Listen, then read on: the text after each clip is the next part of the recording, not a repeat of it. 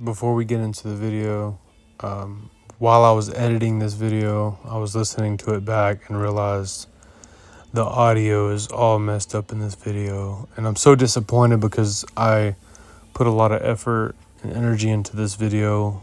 I thought I had a lot of great advice and a lot of insight, and I was really excited to edit this and put it out, but I'm kind of bummed out about the audio. So just bear with me. You can still hear me talk throughout the whole video, but the audio goes in and out, up and down. Like I get really loud and then it's really quiet. So I apologize in advance, but I hope you enjoy the video and find some value out of it. When you get to the door, don't stand in front of the door, okay? You knock on the door or ring the doorbell. Take about 10 steps backwards and like turn your shoulders away from the door.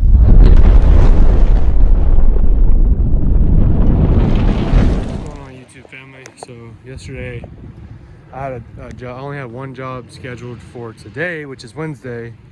That person canceled, so I didn't have anything to do. So I went door knocking in this nice neighborhood right here. I landed 2 driveways. So this driveway, then another one down the street, and I'm probably gonna upsell a house wash here because I noticed walking around there's some spots where it needs some attention and love. But anyway, for door knocking, I want to give some quick advice. I'm not an expert, but I like to listen to motivational content in my car while I'm driving around, like sales content, mindset, because it is about a mindset. You have to be able to snap out of the negativity if you get rejected a lot or people slamming the door in your face. So focus on your mindset, listen to positive music. Don't listen to any music that's negative, okay? Listen to uplifting music. You can even type in like instrumental, like upbeat instrumental music on YouTube, and it just gets your mind right. But when you get to the door, don't stand in front of the door, okay? You knock on the door or ring the doorbell. Take about 10 steps backwards and like turn your shoulders away from the door, because subconsciously, if you're standing at the door with your shoulders square to the people and you're looking straight at them, it's a little bit intimidating when they don't know you. And now their home is their sacred safety net, right? And now you're essentially infiltrating it. Like you're essentially, I just bumped my head on the dang thing, but essentially you're piercing the veil of their safety, their comfort zone, right? So you want to be as non-threatening as possible. So you ring the doorbell, take 10 steps back, step kind of far back, turn your shoulders, even look at your phone or something. So as they're opening the door, they look at you before eye contact. So they scan you real quick for about a millisecond. They scan you and they say, okay, no threat here, no safety concerns. And then you go, oh, hey, how are you? And I stopped telling them my name right away. I say, hey, I'm in the neighborhood, just giving out estimates. I'll be back in the neighborhood in the next few days doing some pressure washing. I thought I'd just stop by to see if you'd like to get a price on pressure washing.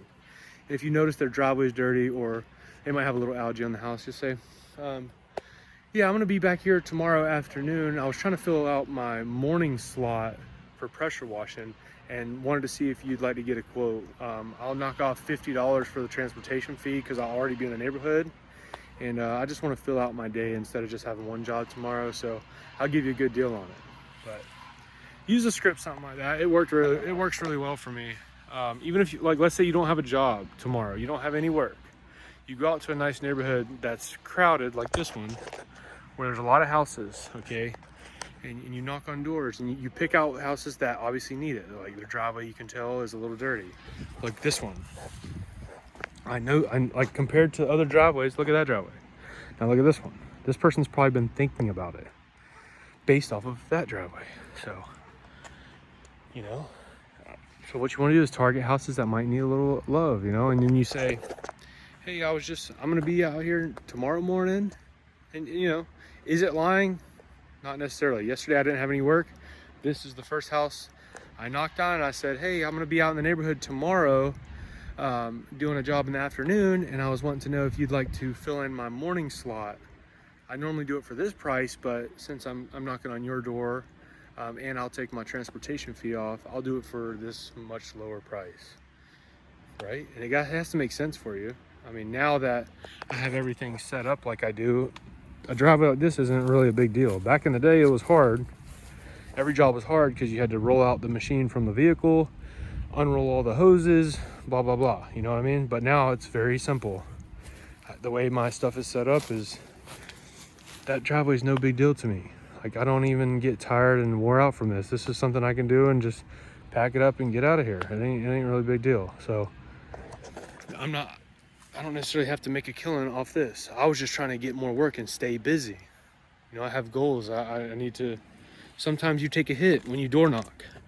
Because if you're door knocking and you're saying, hey, I'm gonna do your driveway for $400, people, who wants to do that? You know what I mean? Unless it's a neighborhood with huge driveways. Like, these driveways are basic, so nobody wants to pay that much money for this kind of stuff. Okay, and then now this may lead into washing the house. Okay, I'm gonna talk to the homeowner in a few minutes and see if that's what they want to do, and I'll give them a good deal because I'm already here. It's not like I have to come back out here. I'm already here. Might as well do it while I'm here. But anyway, I'm gonna get to work. Another key point for driveways is when you're doing before and after pictures, before you take your picture, wet down the driveway with just water real quick, and it makes it look a lot dirtier. I know this could be, you could say whatever you want about this, but this is how you get that wow factor, right? You could print this off, you can do a nice before picture and then wait till it dries and take a nice after picture. The contrast between the two pictures is like, wow, holy cow. And it really does look that good when it's dry. So it's just really the difference. And sometimes people don't know how dirty their stuff is until it's clean. Also, once you, okay, so back to the door knocking and prospecting thing when it comes to neighborhoods like this where houses are close together. Now that, okay, let's say you start out with no jobs, you didn't have anything scheduled, but you got a couple jobs from the neighborhood. Now, essentially, you can leverage the fact that you have that neighbor, right? You park your vehicle, your truck, your trailer, whatever, by the road. You put signs out on both sides of the vehicle. Now people see you all day. Now they're going to see me at not only one house, but another house. People that drive by all day, they're going to see me, right? So now you can leverage this and say, hey, you can knock on all the doors right immediately around this house and say, hey, I just got done with your friend or your neighbor's house, Bob.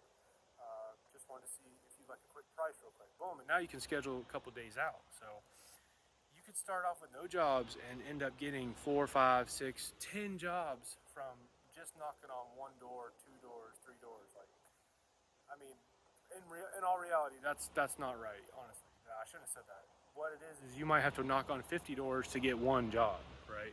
But once you get that one job could lead to 10, 15, 20 jobs. Maybe it's an HOA and a board member of the HOA notices, and you do their house. Now they have a little bit of power in the neighborhood. They have influence in the neighborhood, and they can say, hey, since you've done a great job for me, I'm on the board of the HOA, I will refer you to all of our people. And boom, you could have a whole neighborhood. Is that possible? Yes. Is it likely? No. But if you want to stay busy, you want to grow this thing, you want to keep going, make money for your family, you can start with simple things like this. You don't have to spend a ton of money on Facebook ads, Google ads. You can just, suck it up, listen to some positive music, get yourself in a good spirit. Don't put so much pressure on yourself to sell everybody at the door. Just be like, hey, I was in the neighborhood. I'm going to be back here in the next few days doing a couple driveways. Want to give you a quick price while I'm out here. You'll save some money because I'm already out here. Just give them something like that. That's no big deal. If they say no, say, oh, thank you for your time. Have a great day. That's simple. Look how much darker it is when you wet it, right? It just makes that for that wow factor with pictures, so highly recommend doing it. It's a little trick of the trade.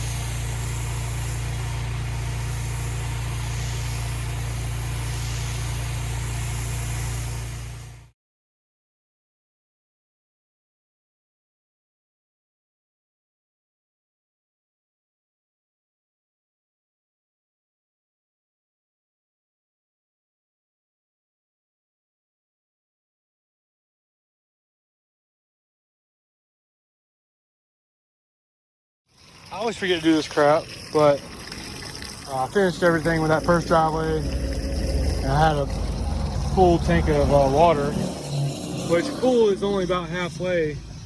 I think I do like 70 gallons. What do you call it? The float valve, I don't put it at the top, I put it like halfway because it's only 4 gallon a minute. It's not gonna eat through that whole tank quickly. But yeah, I usually find somewhere to dump excess water, so I'm not, this car isn't really a towing machine, so I'm not trying to put extra stress on it. This trailer's not heavy when the tank is empty, but when it's full, it's a little bit too much stress for this car. So I usually try to dump it and keep like 10 gallons in it, maybe something like that, 10, 15 gallons. I don't drain it all the way, but yeah. I mean, if you have a big truck, it doesn't matter.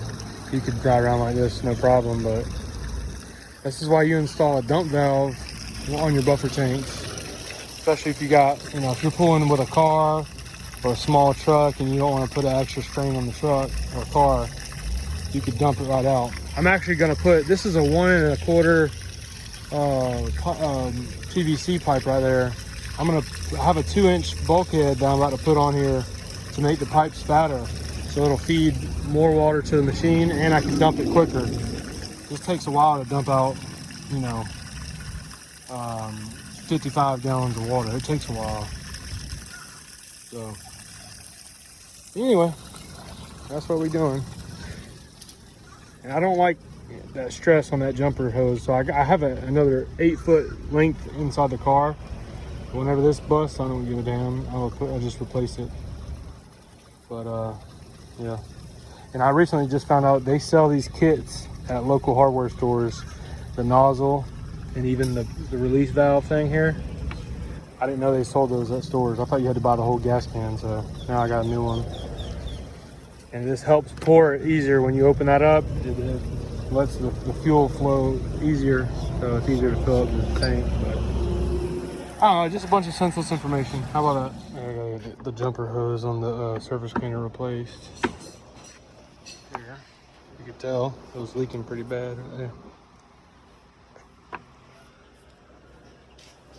But we're at the shop, the local pressure washing shop right here. I wish this was my machine.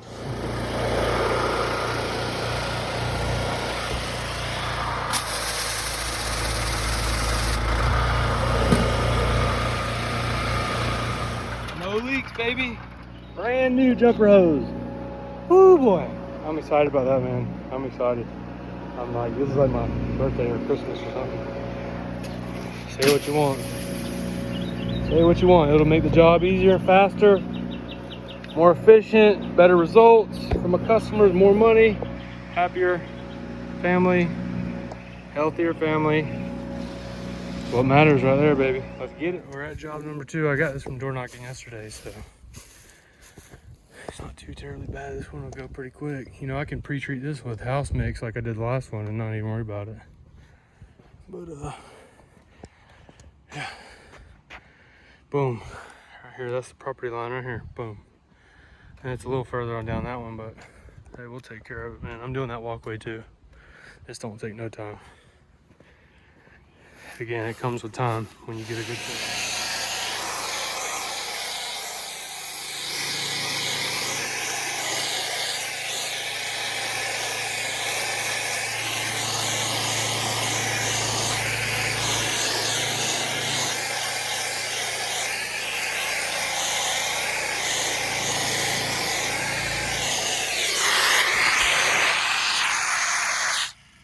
So I just did all the edges with the wand, and now I'm just rinsing all the stuff that came from that, and then I'm gonna surface clean all of it.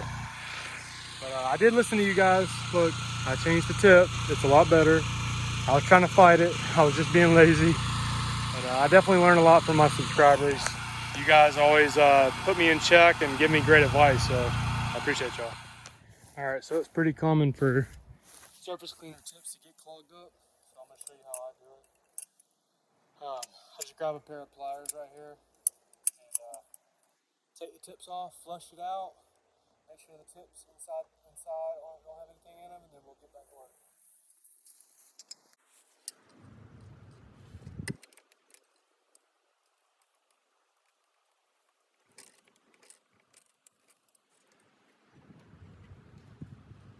so that's one of them off.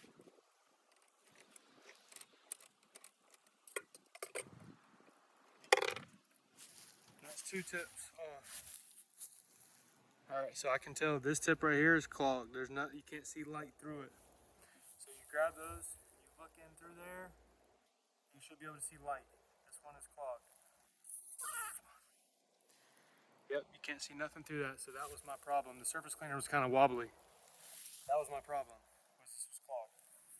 So I'm gonna find something small enough that should, poke that. All right, so I was able to use this pick that I got. I was able to poke it back through the tip. I put it on my mouth and blow it out. Now you can hear it. Listen.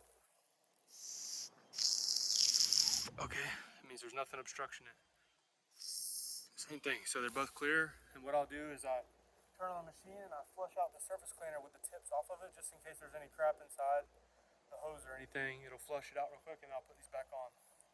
Definitely put new Teflon tape here. You can see it's kind of worn out just from unscrewing it off. So try to strip that off. And yeah, back to business.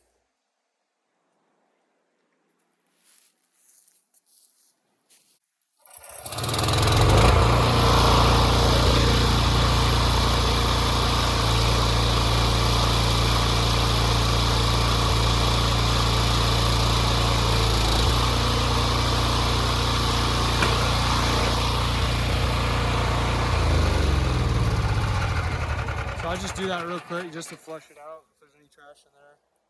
Now the last step is just put these back on. We're good to go. I don't know if you can see this or not. I'm gonna show you. But you see the line? You see there's a whole line going through there? You want to align these on the surface cleaner like that. You don't want this sideways or these sideways. You want it just like this. So when it's spinning, it's getting the most coverage. But that's what these lines are for. There's a reference. So how you line these up. Now we got the Teflon tape. There's a specific way to put the tape on there. You just think about it. When you're tightening down the tip, you don't want the Teflon tape to get all bunched up or unraveled. So think about it. It's righty tighty, okay? So whenever you break this off, you want it to be going the opposite way of where you're turning it. So as you tighten it onto the surface cleaner, it's not going to unravel or bunch up. I just go around like 3 or 4 times. That. I'll smooth that out. So when you tighten it, it's still going to stay intact like that. I don't know if that makes sense, but visually I like to hold it up right here and I imagine myself tightening it and what is going to happen to this Teflon when I tighten it. It took me a couple weeks to figure this out, like the thought process, but this is how you want it done. Tightening it. But you only use Teflon really when it's metal on metal. Like if you're screwing in a metal threads into a metal part, Teflon just helps seal it a little bit better. So now these are good to go. I can put them right back on the surface cleaner, get busy working.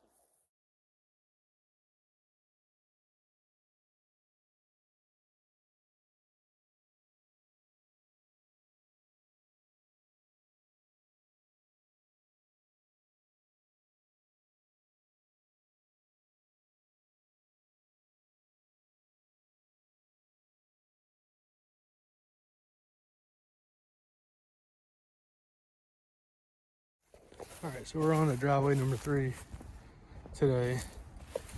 2 houses over. The big house is the one I just got done with. He came over while I was working. You gotta use scarcity with people, you know? It's a trigger for people to purchase is, hey look, I'm not gonna be in this neighborhood for a couple weeks. I'm booked out, but if you do it right now, I'll do it for this price. You know, normally it's this price, but since I'm already here, I don't have to travel. I go right to your house after this. It's this price. It's significantly lower.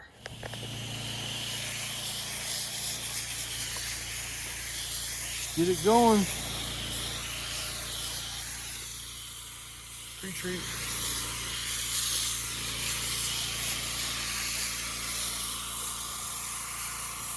Alright, we pre-treated this. Probably could have pre-treated it with something stronger, but just use the house mix. And it'll be fine. Let it sit and really soak down into those pores. It'll break all that stuff loose. Make it a smoother surface clean. If you know, you know. If you don't know, now you know. That's how it works.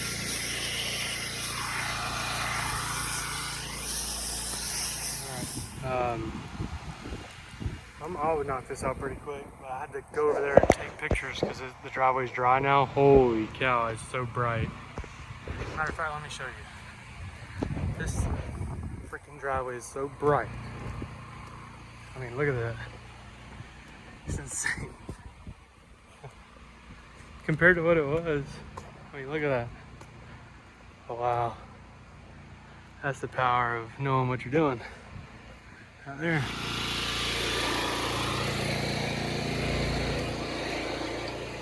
Make sure you flush out your downstream injector. That's in straight water. Just flush it out at the end of the day. And that thing will last a lot longer. Just running fresh water through my injector. Again, I forget to dump while I was at the house. While I was at the customer's house. I don't want to carry all that water, so I'm just going to dump it right here with this storm drain here. So, hopefully Pennywise is getting a shower in there. Well, we're all done for the day. 6 o'clock. Pretty good day. So, appreciate you watching, guys.